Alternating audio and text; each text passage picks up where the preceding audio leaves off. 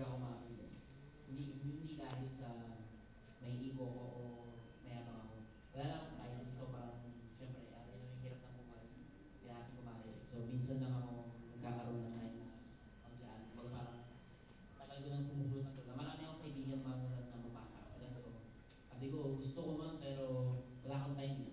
So parang, kung ano parang, hindi ako gano'ng ka-privilege para mag-sell ng oras na hindi ko sabi sayang oras dito sulit naman siya.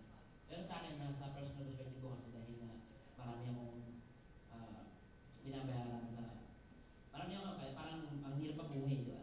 So, minsan lang parang kaya ngayon, wala pa akong tulog dahil ako shift na kagabi.